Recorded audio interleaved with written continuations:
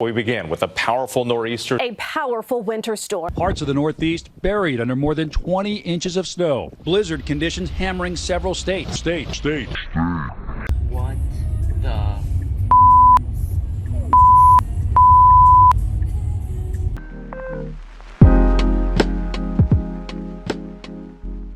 What's up, guys? Ziggy here from the Electric Torque channel. I have my beautiful wife here to tell a story of how crazy of a road trip and terrifying of a road trip we just took to North Carolina. So, hi, I'm Ashley, and I'm about to tell you my experience with the Model Y. So I had this idea, wanted to surprise my brother for his birthday in January, end of January, and he lives in North Carolina. So we decided to do a road trip, include our 2 kids, us, the dog, and my stepmom. it was the worst nor'easter that they would have seen in years, and we decided to leave the house the day of. But I thought we were safe. We're going down south. We're gonna move away from it, a different direction. Little did we know that we were headed right in it. Last year we did the road trip in the summertime. It took us 12 hours. This time it was 22 hours. We slept in the car, 700 miles, 14 to 16 degree weather, absolutely insane. Things started off good. And then as we hit Virginia, that's when kind of like sleet, snow, ice started hitting. And Zig was driving the entire time, but he had not slept the night before. He had stood up to catch up on work. So we stopped at a rest stop in Virginia to get some food, bathroom break, whatever. And that's when we decided we would switch because he was exhausted and he needed a rest. And I was like, all right, I could do it. Well, I couldn't do it.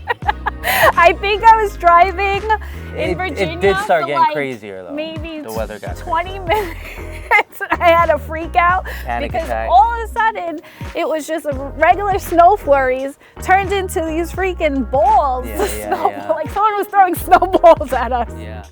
And I freaked out and I was like, Zig, I can't do this. I can't do this. I can't do this. We were looking for hotels. There were no hotels. It was like a truck stop. Well, I had suggested maybe we don't drive in this. Maybe we find a hotel. And you were like, no. At first you were like, no, it's fine. No, we looked. It's fine. We what looked are we it up. Gonna stay at a hotel for? We looked it up and they were like, Virginia's gonna get it worse than North Carolina. We're like, we need to get out of Virginia. Let's just get out of Virginia. So we got out of Virginia.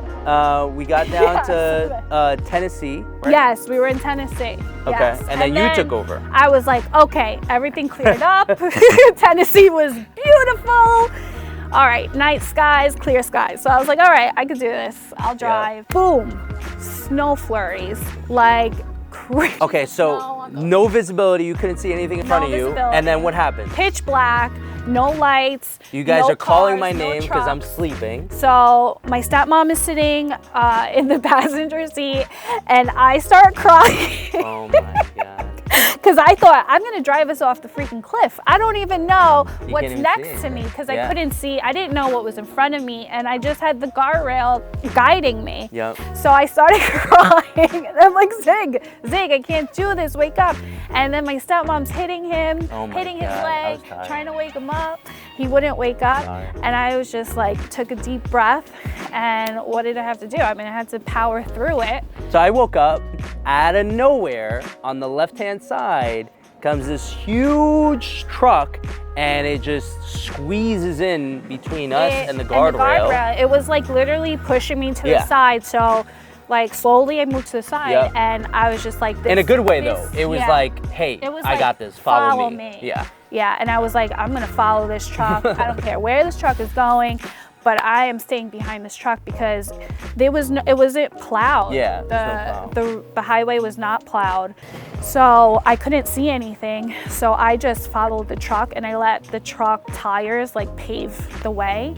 And then at this point we were kind of uncertain as to like, we need to get off this road, but the exits were miles in between, and we couldn't even see anything off the exit either. So we didn't know if it was going to be worse if we got off or not. Yeah. And we lost the trucks, but then we found this rest stop sign, and it was lit up. Yeah. And I was like, this is it. This is like God saying, my angel saying, here, this is where you need to be. You gotta go. You need to be. And we fell asleep there, and we were there for a couple hours.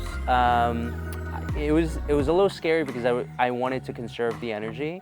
So I ended up shutting off the car. We were like 15% battery. We woke up to 9 or 11% battery, and we had to get to our destination. So after the rest area, that morning we found a charger. It was at a local university. It was very hard to find. And again, not a supercharger. Not a supercharger. So it took forever. Yeah, the superchargers were too far away for us to have made it. Yeah. So, and we didn't want to take the chance because we didn't know what we were going to be driving through. And that morning, as soon as we charged up enough, we went straight to our destination. We thought everything was clear, right? We thought the worst was behind us. And then what happened? We got up the exit, we're like 10 minutes away, and boom, car slides out right in front of it. Going control. Straight. Yeah, going straight. But we got there, and you know, coming back after the road trip, or coming back to come back home from North Carolina, it did feel like a never-ending. I think we just wanted to get home, and it just felt forever. And the lack of space in the Model Y probably didn't help. Made it uncomfortable. And for sure. That was probably more the reason why we didn't cancel. I think the Model X order. Yeah. And I think that road trip completely changed my mind about the layout on the Model Y, the layout of the Model Y as compared to the Model X. I think that the Model X would be a better fit. Yeah. For us, anyway. Yeah.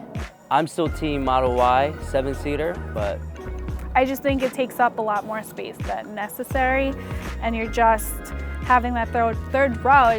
You're just trying to jam pack things in there, like people in there that are just not comfortable.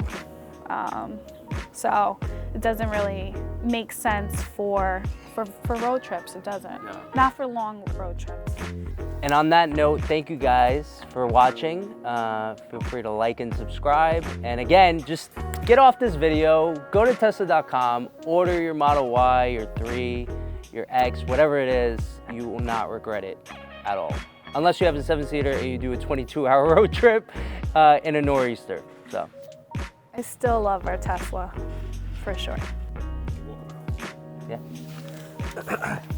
That's it, cameraman? You got everything? All right, good.